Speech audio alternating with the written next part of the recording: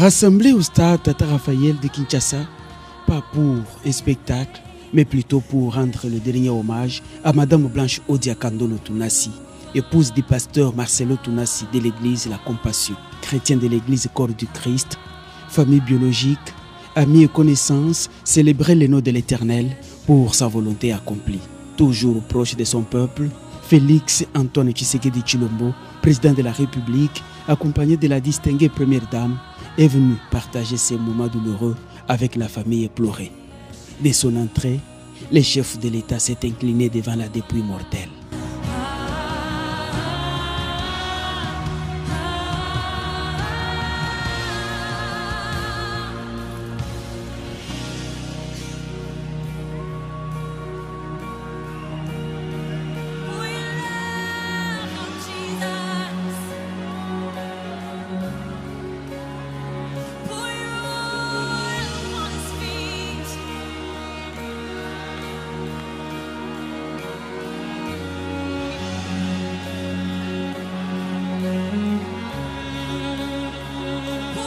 J'ai donné le message à tes enfants et je vais encore faire passer le reste des messages.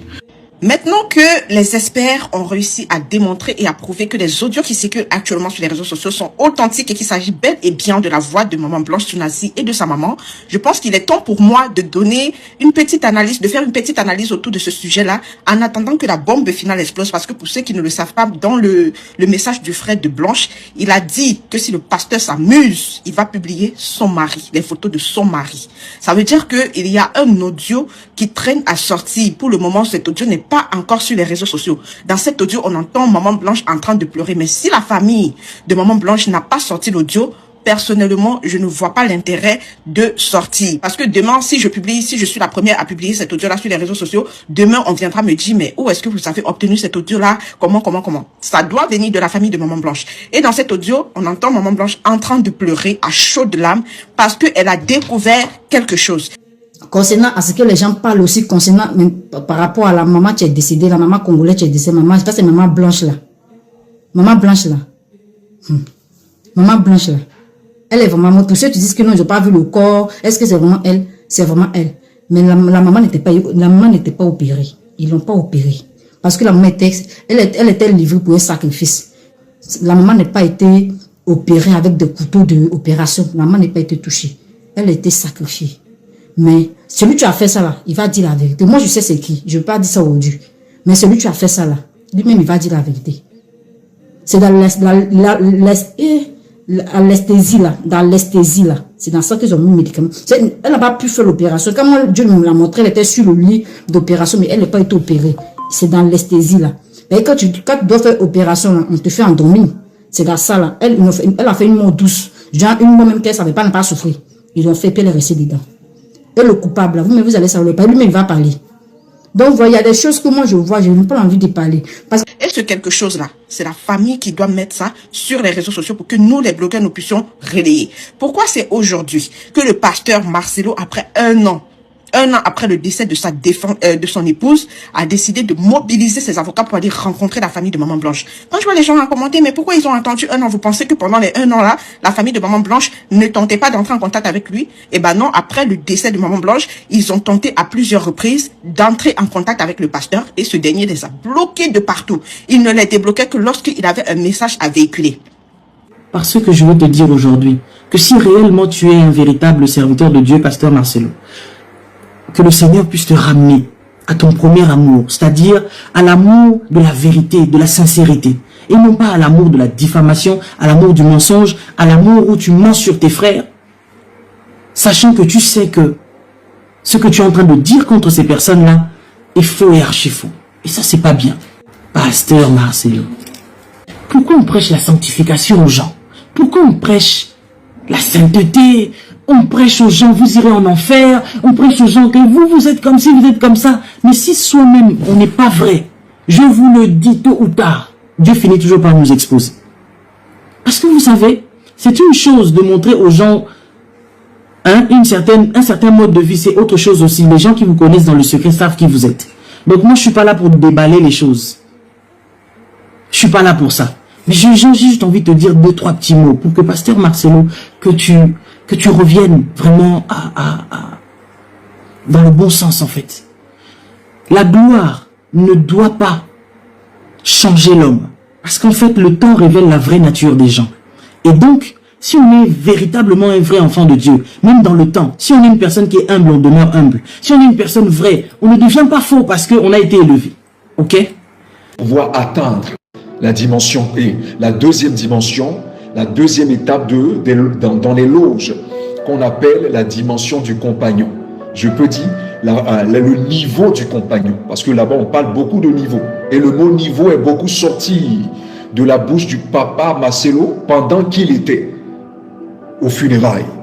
Et je vais vous expliquer pourquoi, même quand il parle de l'étage, il ne parle pas de j'étais au 7e étage, où elle était au 2e, bon, voilà, mais il dit, elle était au 2e niveau, voilà. Pourquoi? Parce que ceux qui sont dans les lots sont habitués, parlent toujours de certaines, ils sont habitués au mot niveau. Niveau, degré, voilà, on va vous expliquer les choses. Ce que vous devez comprendre, c'est qu'il a sacrifié pour atteindre le niveau du maître, pour être prospère, pour avoir plus de biens, pour avoir une couverture plus médiatique, pour avoir de la sécurité, de l'espoir, de la connaissance. Voilà, parce que c'est à ce niveau qu'on franchit les 7 portes. Vous voyez, les 7 portes qui sont 7 escaliers pour atteindre Iris et Osiris. Voilà, c'est à ce niveau-là de consécration mystique pour atteindre le plus haut niveau. Vous savez, il y a des gens qui pensent que ce qui arrive au pasteur Marcelo est un événement isolé qui va bientôt finir. Vous avez tout faux.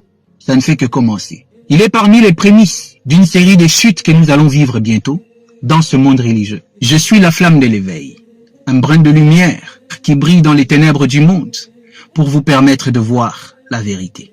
Le pasteur Marcelo, le pasteur Ivan Castanou, l'autre pasteur là qui parle trop d'argent là. Ils sont tous les prémices d'une vague qui est en train de venir. Ce qui est en train d'arriver au pasteur Marcelo, c'est l'œuvre de Dieu. Il l'avait lui-même dit. Écoutez-le. Vous savez mes frères, dans ma marche avec Dieu, j'ai connu des déceptions terribles. Où tu adores quelqu'un, tu le prends comme un parfait. Et puis tu entends sur internet, il a divorcé. Tu entends sur internet un scandale. Et ça m'est arrivé. Une succession. Et puis j'ai dit, Dieu, pourquoi tu me fais ça? Il me dit, je te ravis tes idoles. Je te ravis tes idoles. Vous avez entendu? Il a dit, les scandales que vous voyez, Dieu est en train de détruire vos idoles à vous. L'église de la compassion, vous avez trop idolâtré cet homme. Vous les chrétiens, vous avez trop idolâtré ces hommes. C'est l'heure de la vérité et du véritable. Tout ce qui est faux tombe quand la vérité décide de se lever. Tout ce qui est faux tombe quand le véritable décide de se lever. Otep, cher Kamit, aujourd'hui je vais parler avec vous de satanisme et de sorcellerie dans le domaine pastoral. Pourquoi est-ce que certains pasteurs qui atteignent une certaine popularité perdent leurs femmes de façon étrange? Vous avez l'un des cas les plus populaires, vous avez le cas du général Makosso qui a perdu sa femme et la situation était assez étrange. Et par la suite, vous avez le cas du pasteur Tsunami qui également a perdu sa femme de façon étrange. Pour le second cas, il raconte une version et les proches de la famille racontent une autre version. Donc je fais cette vidéo pour vous éclairer là-dessus parce que j'ai eu des abonnés qui m'ont demandé en privé de parler de ce cas. Et je fais donc cela pour que ça puisse ouvrir les yeux à la communauté africaine. Alors, il faut comprendre déjà que dans ces pays d'Afrique centrale-là, parce qu'on a beaucoup plus ces cas en Afrique centrale, en Afrique noire, je vais dire, dans ces pays-là, le gouvernement contrôle la popularité des personnes. C'est-à-dire que vous soyez blogueur, vous soyez musicien, vous soyez religieux, pasteur, prêtre et autres. Plus vous devenez populaire, plus vous êtes la cible de l'État. Donc l'État essaie de contrôler ce que vous faites. Et il y a un adage qui dit souvent, si vous n'êtes pas avec nous, vous êtes contre nous. Ce qui fait que certains pasteurs, à un moment donné, ils vont être cooptés pour intégrer certains cercles. Soit vous acceptez d'intégrer le cercle et votre église aura le soutien, soit vous refusez et votre église sera fermée, ou bien ils vont nuire à votre église, donc vous n'allez pas prospérer dans votre église. Alors on sait bien qu'il y a beaucoup de pasteurs de nos jours qui ne sont pas là parce que c'est un appel divin. Non, ils sont là parce que ils viennent chercher de l'argent. Ils sont là parce qu'ils viennent chercher de l'argent. Ils viennent parce qu'ils savent que c'est quelque chose qui va les rendre riches. Il y a donc pasteurs et pasteurs. Il y a des pasteurs qui sont là dans les petites églises au quartier, ils font du bruit. Mais il y a d'autres pasteurs qui vont être là avec une certaine popularité parce que déjà ils ont le soutien du gouvernement. Ils peuvent louer des grands endroits, des endroits vastes, des stades. Ils auront une certaine publicité sur le nom et la crème de la crème, ils pourront faire des miracles, que ce soit des faux miracles, que ce soit des miracles faits de toutes pièces, que ce soit des miracles faits par magie même. Dans tous les cas, ils ont les moyens, ils peuvent contacter les mystiques qui vont les montrer des choses, et ils peuvent faire des choses. L'État, dans certains de nos pays africains, je veux le dire ici en Afrique noire, l'État est, la plupart de ces pays-là sont sous le contrôle de certaines loges. Et beaucoup plus, si c'est le cas du Congo, Côte d'Ivoire, c'est les loges maçonniques. Et ces loges-là vont, puisqu'elles sont bien impliquées dans l'État, puisque déjà les chefs d'État dans ces pays-là sont déjà grands maîtres de ces loges-là, ils vont donc, en élargissant leur réseau, avoir un contrôle sur les églises. Vous savez, pour mieux contrôler un peuple, il faut qu'il reste endormi. Il ne faut pas qu'il s'éveille. Il doit rester toujours endormi dans une, entre guillemets, spiritualité qui ne va lui servir à rien. Donc, il faut qu'on les endorme avec la religion qui faisant en sorte qu'ils soient dans une pseudo-spiritualité. Si jamais le peuple commence à s'éveiller, commence à réfléchir, alors là, il se peut que le peuple se rebelle. Et plus ce peuple va rester donc endormi, et plus ils auront la possibilité de contrôler le peuple. Vous allez voir donc, comme certains spécialistes l'ont dit, l'Afrique est le pays, est le continent pour moi, où il y a le plus d'églises. Et c'est le continent qui est, on peut dire, le moins développé. Il a des richesses intérieures, il a des richesses humaines, mais voilà, tout est pillé et tout est mal géré parce que justement, les choses ont été organisées de la sorte. Et l'Église va contribuer à ce que cela soit maintenu. Donc, les pasteurs qui vont dire qu'ils sont là pour vous connecter au divin, ils sont plutôt là pour vous maintenir dans l'ignorance. Voilà, faire en sorte que vous soyez de plus en plus contrôlés et dominés par le gouvernement qui est en place. Alors, la plupart de ces pasteurs, vous allez donc constater qu'ils ont perdu leurs femmes de façon suspecte. Vous allez constater que c'est presque les mêmes schémas. La femme est, soi-disant, elle a une petite maladie, soit sur une opération, un voyage suspect, un voyage rapide. Elle y va, on organise tout. Elle décède. Le mari est là très, très, très rapidement, il est là, à côté d'elle avec quelques de ses collègues sont là parce que quand elle est en train de rendre le souffle, il faut qu'il soit là. Parfois, ils organisent même, elle n'est même pas vraiment morte, la personne n'est pas vraiment décédée et les gens suspects sont là à côté pour faire ce qu'ils ont à faire et après ils vont déclarer qu'elle est morte. Ils ont déjà fait ce qu'ils avaient à faire. la première partie. La deuxième partie, c'est généralement l'enterrement. À l'enterrement, ils vont prendre certaines précautions et vous verrez certaines personnes assez suspectes à leur enterrement. Comme dans la vidéo que j'ai faite il y a de cela plusieurs mois, comment reconnaître quelqu'un qui est dans les loges. C'est exactement ça. Vous allez, ces personnes-là, vous allez voir les gens qui ont contribué à ce rituel-là dans le plan astral, qui seront présents dans cette cérémonie-là. Non seulement il y aura des petits trucs assez étranges dans la cérémonie, mais il y aura des personnes qui ont contribué à cela. Ils seront très proches. Comme on dit souvent, le voleur retourne toujours à la scène, le criminel retourne toujours, ou alors l'assassin retourne toujours à la scène du crime. C'est un peu ça. Donc, ceux qui ont contribué dans le plan astral à finir avec la proie, ces mêmes personnes vont être là, très présents pendant les funérailles.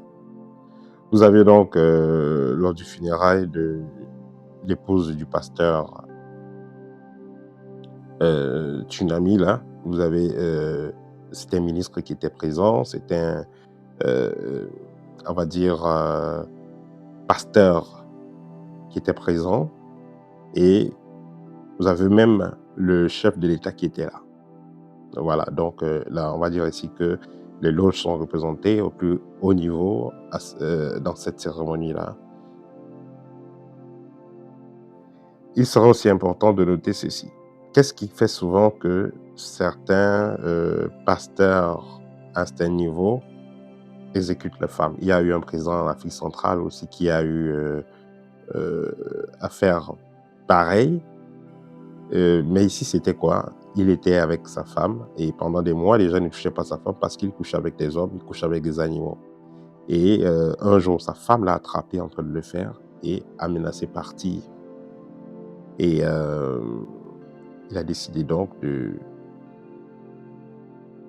d'en finir avec elle. Au départ, c'était des petits bastonnades quand elle soupçonnait des choses, mais après, il a décidé d'en finir avec elle. Il a demandé à son garde du corps de lui mettre une balle dans la tête. C'est pourquoi à son enterrement, personne n'a vu le corps, parce que le corps, elle avait été tuée de façon étrange, de façon cruelle. Et on va dire au peuple que bon, voilà, elle est morte par maladie. Donc, c'est ça. Alors, qu'est-ce qui se passe souvent? C'est que, voilà, ces pasteurs-là, parce que ces pasteurs-là, la plupart, hein, je vais dire 99%, font des pratiques sexuelles assez étranges, y compris les homosexuels. Alors, donc, ce pasteur-là, non, c'est un de ces pasteurs-là, vous pouvez mieux parler comme ça, c'est un de ces pasteurs-là, une fois qu'ils ont commencé à faire certaines pratiques, généralement, la femme commence à avoir des soupçons et généralement, elle découvre. Alors, une fois que votre femme a découvert ce que vous êtes en train de faire, qui vous êtes réellement, et surtout qui est dans votre réseau, alors là, ceux qui sont dans ce réseau vont demander la tête de cette femme. Ils vont demander la tête de cette femme parce que, voilà, si ils vont demander la tête de cette femme, si déjà elle a découvert et elle décide de partir, donc la femme va vous quitter. Là, ils vont demander la tête de cette femme pour garder le secret, pour que les choses ne sortent pas. Quand vous voyez c'est un couple de pasteurs duré, c'est parce que les deux, pas des pasteurs sorciers, hein, les deux sont dans la même loge, les deux font les mêmes pratiques, ils sont dans les mêmes pratiques sexuelles. L'homme est homosexuel de son côté, il ne va qu'avec les hommes, la femme, pareil, elle ne va qu'avec les femmes. Là, ils s'entendent bien, ils vont faire comprendre aux gens qui sont en couple heureux, alors qu'au fond, c'est pas ça. Au fond, c'est pas ça. Donc, la plupart de ces... Ça, c'est dans certains cas, mais la plupart des femmes de ces pasteurs, je vais dire sorciers, la plupart des femmes sont très malheureuses. Elles vont faire semblant en public d'être heureuses, mais au fond, elles sont très malheureuses parce qu'elles regrettent. Elles sont venues par rapport à l'argent, mais elles regrettent parce qu'elles comprennent que l'argent, ça ne suffit pas pour avoir le bonheur qu'il faut. Donc, certaines femmes qui auront donc découvert cela, menaçant donc de partir, vont donc mettre le mari aussi en danger parce que la confrérie dans laquelle son mari fait partie, va imposer dans la tête de leurs femmes. Et ils sont obligés de le faire, sinon ça sera leur propre chute.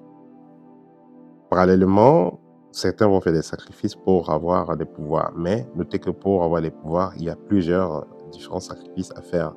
Il y a plusieurs options qui sont proposées. Mais pour le cas où la personne sacrifie sa femme, généralement, donc je vais dire à 80%, c'est parce que cette femme a découvert des choses et menace de partir. Voilà.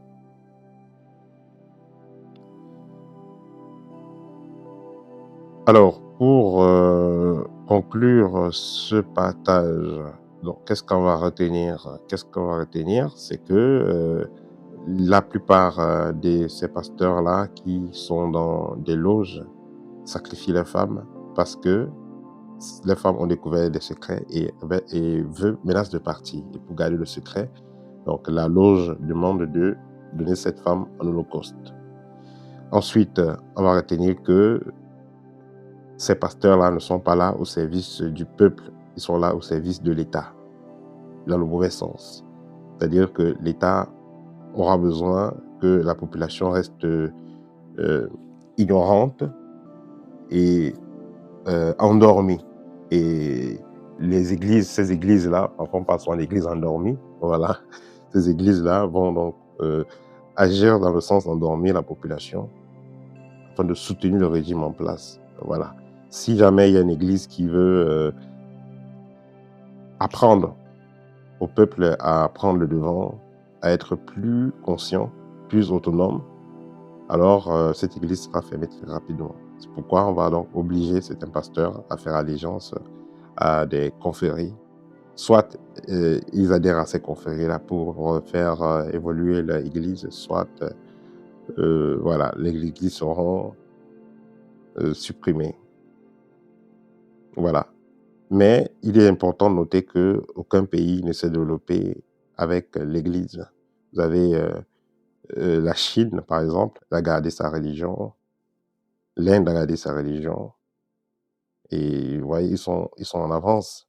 Vous avez aussi la Russie qui a gardé sa religion. Et elle avance avec. Voilà. Donc, un pays qui veut vraiment créer un avenir meilleur pour les futures générations n'a pas besoin de se lier comme ça à une religion qui n'est pas la sienne, à une spiritualité qui n'est pas la sienne. Voilà. Ça, c'était le petit partage que je voulais faire avec vous aujourd'hui. N'hésitez pas à me contacter pour une consultation. Au TEP et à très bientôt.